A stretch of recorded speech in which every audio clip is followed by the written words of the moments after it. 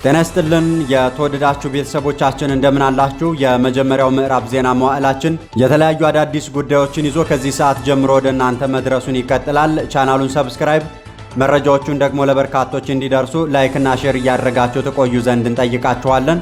ዋና ዋና ጉዳዮችን አስቀድመን እንጀምርላችኋለን። በህወሓትና በብልጽግና መካከል ያለው ውጥረት ተባብሶ ትላንት ከሰዓት ጀምሮ እስከ ዛሬ ድረስ ባለው ጊዜ ውስጥ ከፍተኛ የሜካናይዝድ ጦርና እግረኛ ሰራዊት ሰለፋ ላይ መሆናቸው ሲሰማ፣ ህወሓት በበኩሉ ዘመቻ መከታ ለህልውና መከበር የሚል ስም ለሚያደርገው ጦርነት ሰጥቶ ዘመቻና ጦርነቱን የሚጀምርበትን ቀን ጭምር ማሳወቁ ተነግሯል። ከወልዲያ ጋሸናና ላሊበላ ወደ ዋግምራ በርገሌና ሰቆጣ መስመሮች ከዚያም በዛኛው አቅጣጫ ደግሞ ከተንቤንና ከመካከለኛው ትግራይ ወደ ሽሬ ያሉ አሁናዊ እንቅስቃሴዎችን በመረጃ ሰዓታችን እንዳስሰዋለን። በዚሁ በሽሬና አካባቢው መስመር ላይ ባለው በቆላ ተንቤን፣ ደብረ አባይ፣ እንዳባጉናና ጉያ ተብሎ በሚጠሩ አካባቢዎችና በሌላኛው ግንባር የሽራሮና ጸሊሞ አካባቢዎችም ዘርዘር ያሉ ወታደራዊ ጉዳዮችን ወደ እናንተ የምናሻግር ይሆናል። ከዚሁ ከሰሜን ኢትዮጵያ ውጥረት ጋር በተያያዘ ብሉምበርግ በትላንትናው ዕለት ይዞት በወጣው ዘገባ ደግሞ የኢትዮጵያና ኤርትራን ውጥረት በአፍሪካ ቀንድ ላይ የተቀበረ ፈንጅ ብሎታል። ትላንት የካቲት 12 ቀን 2018 ዓ.ም ብሉምበርግ ባወጣው ዘገባ ላይ በኢትዮጵያና በኤርትራ መካከል ያለው ግንኙነት ወደ ከፋ ደረጃ መሸጋገር ላይ ያለና በአፍሪካ ቀንድም የተቀበረ ፈንጅ ነው ሲል ሁኔታውን በተለያዩ ማስረጃዎች ገልጦታል። ሙሉውን የምንዳስሰው ይሆናል።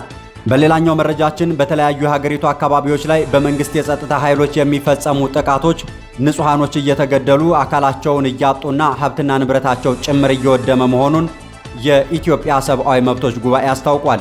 ጉባኤው ባወጣው መግለጫ ንጹሃን ዜጎች በመንግስት ወታደሮች በእርሻ ቦታ፣ በውሃ መቅጃና በሆስፒታሎች እንደዚሁም በተለያዩ ሁነቶች ላይ እያሉ በአሳዛኝ ሁኔታ በከባድና በነፍስ ወከፍ መሳሪያዎች እየተገደሉ ነው ብሏል።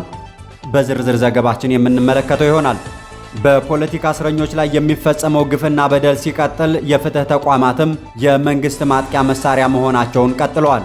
በነ ዶክተር ወንደሰን አሰፋ መዝገብ በሽብር ወንጀል ተከሰው በቃሊቲና በቂሊንጦ ማረሚያ ቤቶች የሚገኙ የፖለቲካና የህሊና እስረኞችን የሚመለከት መረጃም ወደ እናንተ የምናሻግር ይሆናል።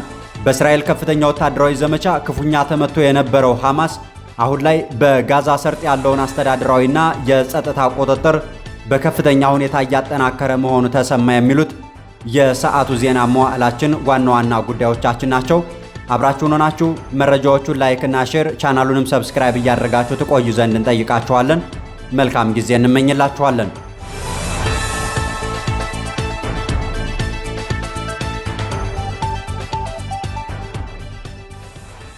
ወደ ዝርዝር ዘገባዎቻችን እንሻገራለን። የተወደዳችሁ ቤተሰቦቻችን በፌዴራል መንግስቱና በህወሓት ኃይሎች መካከል ያለው አለመግባባት እያየለ በመምጣቱ በሁለቱም ወገኖች በኩል ከፍተኛ የሰው ኃይልና የሜካናይዝድ ጦር ወደ ስትራቴጂካዊ ቦታዎች መጠጋቱ ተረጋግጧል። ይህ ከሆነ በኋላ በተለይ ከትላንትና ከሰዓት ጀምሮ በበርካታ አካባቢዎች ላይ ከሁለቱም ኃይሎች በኩል ይህ የእግረኛ ሰራዊትና የሜካናይዝድ ጦር ስለፋና ማስጠጋቱ ተባብሶ መዋሉን መዋዕል ሚዲያ ያገኘው መረጃ ያረጋግጣል። በትግራይ በኩል ወጣቶች ክልሉን ለቀው እንዳይወጡ ጥብቅ ቁጥጥር ቢደረግም በጦርነትና በእንባ የተሰላቸው በርካታ ወጣት ግን በሌሊት በእግር እየተጓዘ በአፋርና በአማራ ክልል ሰሜን ወሎ ራያ መስመሮች በኩል ወደ መሃል ሀገር እየወጣ ይገኛል ተብሏል። ህወሓት ለዚህ ወታደራዊ እንቅስቃሴው ዘመቻ መከታ ለህልውና መከበር የሚል አዲስ የዘመቻ ስም ያወጣ ሲሆን የካቲት 15 ቀን 2015 ዓ.ም የትግራይን ሉዓላዊነት ለማስከበርና ህልውናን ለማስጠበቅ ዘመቻው በይፋ እንደሚጀመርም ለሰራዊት ማሳወቁን ጭምር መዋዕል ሚዲያ የደረሰው መረጃ ያሳያል። ባላማጣ ከተማ በሚገኝ አንድ ሆቴል ውስጥ ስብሰባ ያደረጉት የህወሓት ወታደራዊ አመራሮች ከፌዴራል መንግስቱ ጋር የሚደረገውን ጦርነት በሁሉም አቅጣጫ ማስፋፋትና የሰራዊቱን ወኔ መቀስቀስ በሚቻልባቸው ሁኔታዎች ላይ መምከራቸውም ጭምር ነው የተሰማው። በብልጽግና በኩል በአፋር መስመር ወደ ዋናው መውጫ ከፍተኛ የመከላከያ ሜካናይዝድና የእግረኛ ሰራዊት በስፋት መሰለፉ የተሰማ ሲሆን በዚህ መስመርም የመሆኒና ከለዋ በሚባሉ አካባቢዎች ላይ ከፍተኛ ቁጥር ያለው የእግረኛ ሰራዊትና ሜካናይዝድ ጦር ተጠግቷል ተብሏል።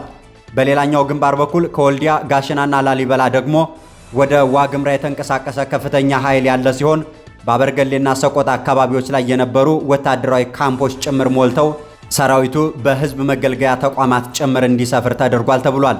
በዚህ ያበርገሌና አካባቢው ቀጠና ላይ ከፍተኛ ቁጥር ያለው እግረኛ ሰራዊትና ሜካናይዝድ ጦር የሰፈረ ሲሆን ምናልባትም ጦርነቱ ሊጀመር ቅርብ ሰዓታት የቀሩት ብቻ እስኪመስል ድረስ ከፍተኛ የወታደራዊ እንቅስቃሴ እየታየበት ያለ ቀጠና ነው ተብሏል።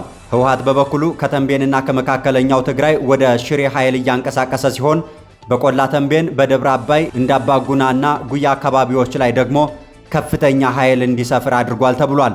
ወደ ወልቃይት በሚወስደው መስመር ደደቢት አካባቢ ከ25 በላይ ወታደራዊ ተሽከርካሪዎች ሰራዊት አጓጉዘው ወደዚያ እንዲያሰፍሩ ሲደረግ በዋልድባ ደብረ አባይ መስመር ደግሞ 17 ተሽከርካሪዎች ሰራዊት ማስፈራቸውን፣ በሽራሮና ጸሊሙ አካባቢዎችም የህወሓት ወታደራዊ ስምሪት በከፍተኛ ሁኔታ የተጠናከረ ሲሆን አካባቢዎቹ የጦርነቱ ግንባር ቀደምት ቀጠናዎች እንዲሆኑ ታቅዷልም ተብሏል። የፌዴራል መንግስቱ የህወሓትን ኃይል እንደሚያሸንፍ በልበ ሙሉነት እየገለጸ ሲሆን ጀነራል ጻድቃን ገብረትንሳኤን ጨምሮ ሌሎች ከፍተኛ የትግራይ አመራሮች ስለ ጦርነቱ ሂደትና ከጦርነቱ በኋላ ትግራይን እንዴት ማስተዳደር እንዳለባቸው እቅድ እንዲያቀርቡ ጭምር ትዕዛዝ ማስተላለፉ ታውቋል። በተጨማሪም ከህወሓት አምልጠው ወደ አዲስ አበባ የገቡ 3 ከፍተኛ ጀነራሎችም ስለ ህወሓት ወቅታዊ ወታደራዊ ቁመናና በትግራይ ክልል ስላለው ሁነት እንደዚሁም ስለ ጦሩና ህዝቡ ዝግጅት ለፌዴራል መንግስቱና ለነ ጻድቃን ገብረትንሳኤ ቡድን ሙሉ መረጃ መስጠታቸውም ተዘግቧል። የፌዴራል መንግስቱ ጀነራል ጻድቃን ገብረትንሳኤን በምክትል ኢታማዦር ሹም ማዕረግ ሆነው ባልተጻፈ ደብዳቤ ጦሩን እንዲያዋጉ ስልጣን መስጠቱንም ከቀናት በፊት መዋዕል ሚዲያ በደረሰው መረጃ ወደ እናንተ ማድረሱ የሚታወስ ነው።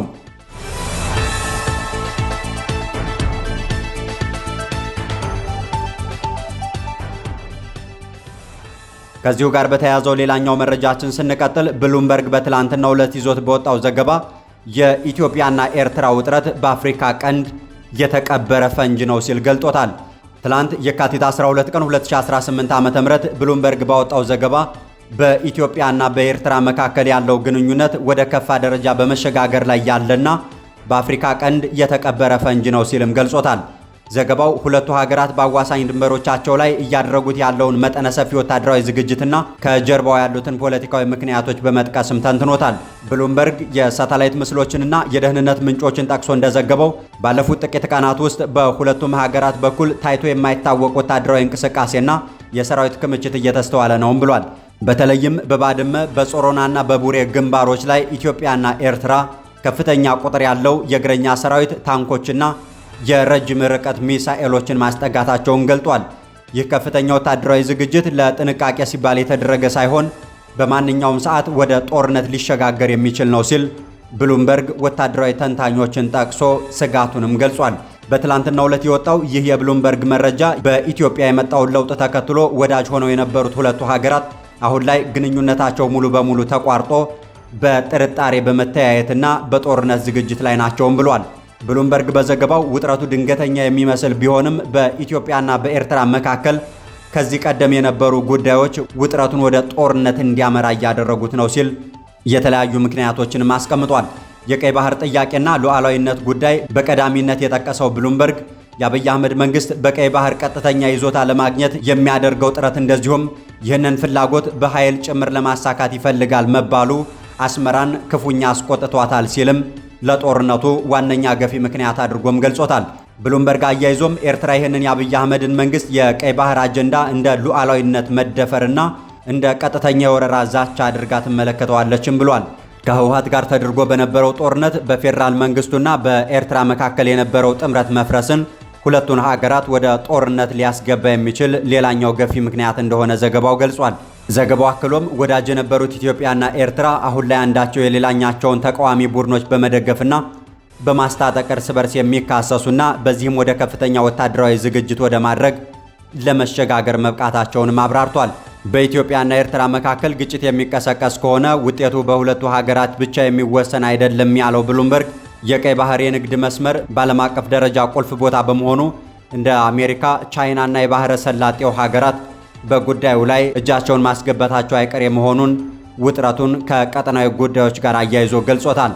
የብሉምበርግ ትንታኔ እንደሚጠቁመው ይህ ጦርነት ከተጀመረ የአፍሪካ ቀንድ ለብዙ አስርት ዓመታት የማይወጣበት ታላቅ ትርምስ ውስጥ ሊገባ እንደሚችልም ስጋቱን በሰፊው አትቷል። በትላንትናው ዕለት የወጣው የብሉምበርግ ዘገባም የኢትዮ ኤርትራን ግንኙነት በድንገት ተረግጦ ሊፈነዳ የሚችል ፈንጅ ነው በማለት የገለጸው ሲሆን ሁለቱ ሀገራት ከቃላት ጦርነት አልፈው ወደ ተግባራዊ ወታደራዊ ዝግጅት መሸጋገራቸው የቀጠናው ሰላም በአፋጣኝ ዲፕሎማሲያዊ ጥረት ካልተደረገበት በስተቀር ሊቀለበስ ወደማይችል ጥፋት እያመራ መሆኑንም በሰፊው ትንታኔው ላይ አብራርቶታል።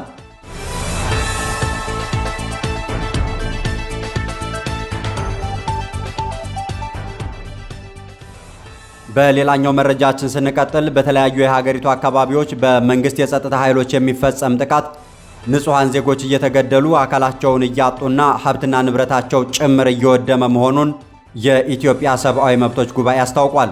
ጉባኤው ባወጣው መግለጫ ንጹሃን ዜጎች በመንግስት ወታደሮች በእርሻ ቦታ፣ በውሃ መቅጃቸውና በሆስፒታሎች እንደዚሁም በተለያዩ ሁነቶች ላይ እያሉ በአሳዛኝ ሁኔታ በከባድና በነፍስ ወከፍ መሳሪያዎች እየተገደሉ ነው ብሏል። መንግስት በተለያዩ አካባቢዎች በጸጥታ ኃይሉ እየተፈጸሙ ያሉ የሰብአዊ መብት ጥሰቶችንና ጥፋቶችን ትኩረት ሰጥቶ ሊያርም ይገባል ሲል ባወጣው መግለጫ ላይ በተለይ በደቡብ ኢትዮጵያና በአማራ ክልል በርካታ አካባቢዎች ላይ በመከላከያ ሰራዊትና በክልሎቹ ጸጥታ መዋቅር ከፍተኛ ግፍና በደል እየተፈጸመ እንዳለ አንስቷል። በደቡብ ኢትዮጵያ ክልል የዘይሴ ማህበረሰብ ልዩ የወረዳነት መዋቅር ጥያቄ ጋር በተያያዘ ለረጅም ጊዜ ማህበረሰቡ ላይ የሞትና የአካል ጉድለት፣ የንብረት ውድመት መድረሱንና አሁንም እየቀጠለ ያለ አደጋ መሆኑን አረጋግጫለሁ ያለው ጉባኤው በክልሉ በተለይም ልዩ ኃይሉና የዞኑ ፖሊሶች በእርሻ ስራ ላይ ያሉ አርሶ አደሮችን ከመግደል ጀምሮ የፓርቲ ተሳታፊዎችን ሰብስቦ አስሮ እስከ መሰወርና ከፍተኛ የጾታዊ ጥቃትና የሀብትና ንብረት ውድመትን እየተፈጸመ እንዳለ ዘርዘር ባለው መግለጫው ላይ የኢትዮጵያ ሰብአዊ መብቶች ጉባኤ አስፍሯል። በዞንና የክልሉ ጸጥታ ኃይሎች በርካቶች በተደጋጋሚ ሲገደሉ፣ ሲፈናቀሉ፣ ሀብትና ንብረታቸው ሲወድምና ጥቃቱ ዛሬም በነበረበት ሲቀጥል ግን የክልልና የዞን አመራሮች ችግሩን ካለማስቆምና ንጹሃንን ካለመጠበቃቸው ባሻገር ለኢሰመጉ እንኳን ምላሽ ለመስጠት ፈቃደኛ እንዳልሆኑ በዝርዝር መግለጫው ላይ ተብራርቷል። ሌላው በመግለጫው የተነሳው በአማራ ክልል የሚፈጸመው ግፍና በደል ሲሆን በክልሉ የተለያዩ አካባቢዎች ላይ በመንግስት የጸጥታ ኃይሎች የሚፈጸመው ግፍና ከፋኖ ጋር በሚደረገው የተኩስ ልውውጥም ንጹሃኖች እየተጎዱ ነው ብሏል።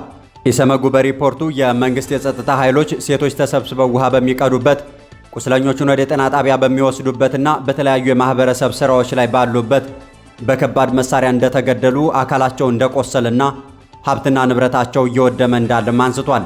ከዚህ በተለያዩ ሁነትና ቦታዎች ላይ በንጹሃን ዜጎች ላይ ከሚደርሰው ግፍና ግድያ፣ ውድመትና ጥፋትን ባሻገር የማህበረሰባዊ ግልጋሎት ሰጪ ተቋማትም በከፍተኛ ሁነት እየወደሙ ነው ብሏል። ኢሰመጉ መንግስት እነዚህን ግፎች በአስቸኳይ እንዲያስቆም፣ ጥቃት የፈጸሙ የጸጥታ አካላት ለፍርድ እንዲያቀርብና የታፈኑ ዜጎችም ያሉበትን እንዲያሳውቅ በጥብቅ አሳስቧል። የዜጎችን ደህንነት ማስጠበቅ የመንግስት ቀዳሚ ኃላፊነት ቢሆንም አሁን ባለው ሁኔታ ግን የጸጥታ ኃይሎች ለዜጎች ስጋት እየሆኑ መምጣታቸው ተመላክቷል።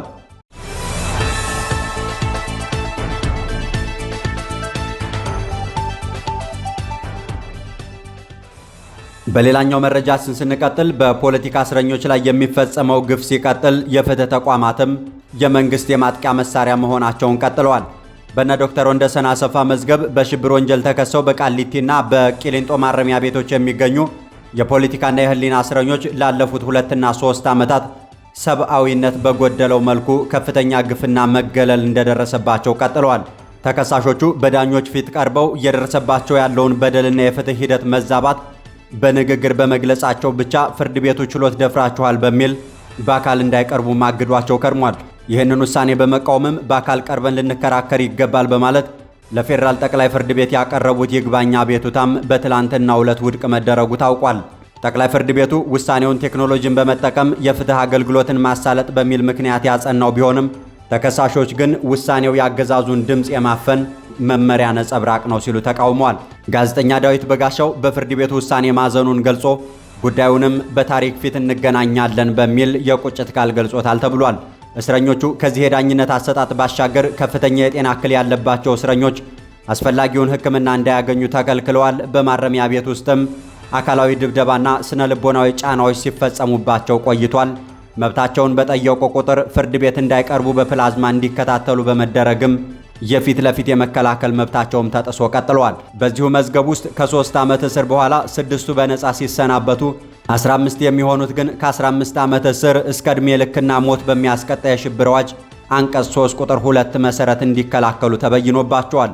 ይህ ውሳኔ የፍትህ ተቋማቱ ነፃነታቸውን አጥተው የኦህዴድ ብልጽግና አገዛዝና የጥላቻና ተቃዋሚዎችን ማጥቂያ መሳሪያ ሆነዋል የሚሉ ሐሳቦች በስፋት እየተስተናገዱ ይገኛሉ።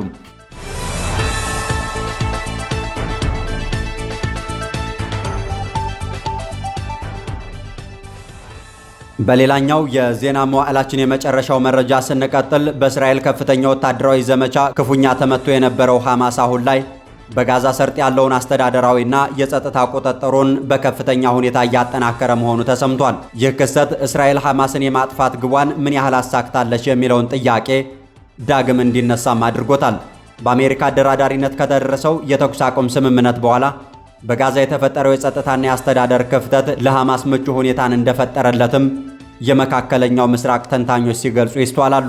የሐማስ ወታደራዊ ክንፍ መዳከሙ ቢነገርም ለዓመታት የገነባው የሲቪል አስተዳደር መዋቅር ሙሉ በሙሉ አለመፍረሱ ለቡድኑ መልሶ ማንሰራራትም ምቹ ሁኔታን እንደፈጠረለት በመነገር ላይ ይገኛል። ቡድኑ አሁን ላይ ግብር መሰብሰብ፣ የመንግስት አገልግሎቶችን መስጠት መጀመሩ እንደዚሁም የጸጥታ ጥበቃ ስራዎችን መልሶ መቆጣጠር መቻሉ ሐማስ በጋዛ ማህበረሰብ የነበረውን ተጽዕኖ ከእንደገና ማግኘት እየቻለ መሆኑ ማሳያ ነው ተብሏል። ሐማስ በአሁኑ ወቅት ከ90 በመቶ በላይ የሚሆነውን የጋዛ መሬት በቁጥጥሩ ስር ማድረጉ እስራኤል አካባቢውን ከለቀቀች በኋላ ቡድኑ አካባቢውን በአስቸኳይ ጊዜ አዋጅ ስር ማስተዳደር እንዲችልና ማንኛውንም ተቃውሞ ለመጨፍለቅና የሀብት ምንጮችን ሙሉ በሙሉ ለመቆጣጠር እድል ሰጥቶታልም ተብሏል። የጋዛ ነዋሪዎች የሐማስን መመለስ በደስታ የተቀበሉ ቢመስልም ለጥበቃና ለግብር የሚጠየቀው የገንዘብ መጠን ከበፊቱ መጨመሩ በጦርነት በደቀቀው ሕዝብ ላይ ተጨማሪ ሸክም ሆኗል ተብሏል። በእነዚህ ምክንያቶች ሐማስ አስተዳደሩን ለማስቀጠል የሚያስፈልገው የገንዘብ ምንጭ ከውጭ ድጋፍ ከማግኘት ይልቅ ከጋዛ ነዋሪዎች ላይ ከፍተኛ ገንዘብ መሰብሰብን ዋነኛ አማራጭ ስለማድረጉ እየተነገረ ነው። እስራኤል የሐማስን ቁልፍ አዛዦች መግደል መቻሏና ወታደራዊ መሠረተ ልማቶችን ማውደሟ የማይካድ ቢሆንም በሲቪል አስተዳደሩ በኩል ግን ሐማስን መተካት አልቻለችም ሲሉ ተንታኞችም ይገልጻሉ። ይህ ሁኔታ ጦርነትን ማሸነፍና ሰላምን ማስተዳደር የተለያዩ መሆናቸውን እንደሚለያዩ ሐማስ ከተደበቀበት ወጥቶ በይፋ ሥራ መጀመሩ ቡድኑ እስከቀጠለ ድረስ እንደ ድርጅት መልሶ የመላመድ አቅሙ ከፍተኛ መሆኑን ያሳያል ሲሉም ከጉዳዩ ጋር በተገናኘ አስተያየታቸውን የሚሰጡ ወገኖች ይደመጣሉ። የሐማስ ዳግም ወደ ሥልጣን መመለስ ለመካከለኛው ምስራቅ ሰላምና መረጋጋት በተለይም ቡድኑ በጋዛ ላይ ያለውን ቁጥጥር መልሶ ካጠናከረ እስራኤል ዳግም ወታደራዊ እርምጃ ለመውሰድ ልትገፋፋ ትችላለች የሚል ስጋት በበርካቶች ዘንድ ያጫረ ሆኗል። የተወደዳችሁ ቤተሰቦቻችን የሰዓቱ ዜና መዋዕላችን የያዘላችሁ መረጃዎች እነዚህ ነበሩ። ስለ አብሮነት ቆይታችሁ እናመሰግናችኋለን። መልካም ጊዜ እንመኝላችኋለን።